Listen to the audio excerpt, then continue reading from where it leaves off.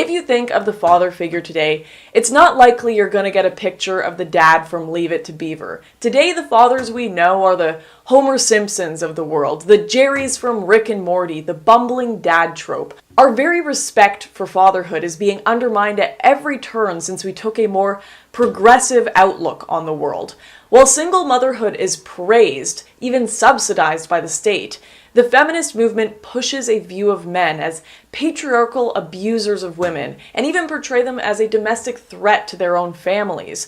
If you read articles from Everyday Feminist or Jezebel today, they condemn the very idea of Father's Day. It's insane. And yet many people today are okay with this attitude because, well, the future is female, or it's our turn to oppress, or some nonsense like that. But what is the truth? Is the future female? Do we really not need fathers? Well, I think we need to look at some facts.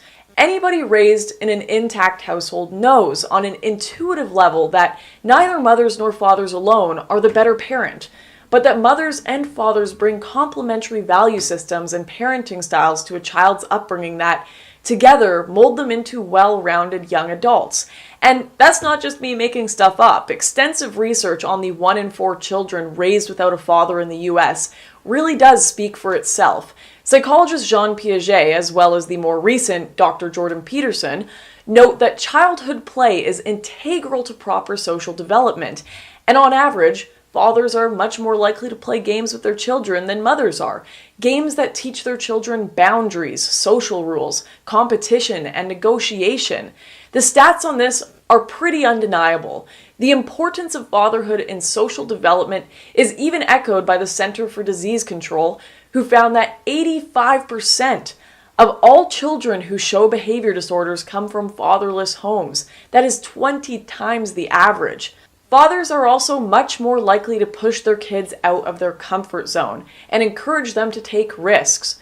For example, let's say a child gets into a fight on the playground. Instead of protecting his child from the incident and pulling his child away like a mother would, the father is more likely to let the child deal with the conflict themselves and learn from it. This parenting attitude ensures a competent child that is able to confront difficult situations and act effectively and with confidence in such circumstances.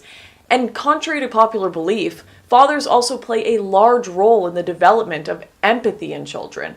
Mothers may be more empathetic towards their children, but empathy does not breed more empathy. And when mothers, although with good intentions, overly empathize with their children without a less empathetic father around to even it out, she teaches her children only to think about themselves and their own interests. She makes them self-centered, narcissistic, and unempathetic. And I can't help but think as I go through the character of the fatherless child that I'm describing every crazy entitled college progressive ever. Socially maladapted, non-competitive, incompetent, self-centered, and narcissistic.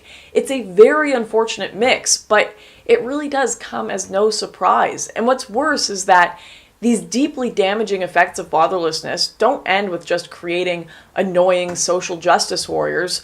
63% of youth suicides are from fatherless homes. That is 5 times the average.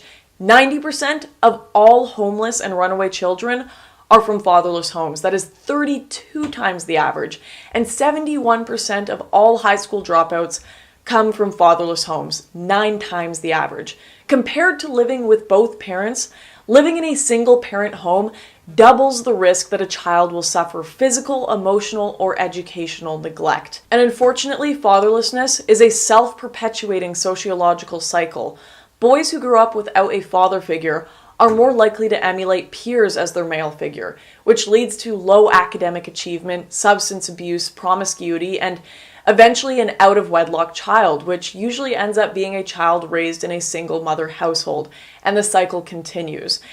And I'm sure there are some feminists out there still shrugging and saying, this is a great thing, it's women's turn to eternally step on men's balls and run society.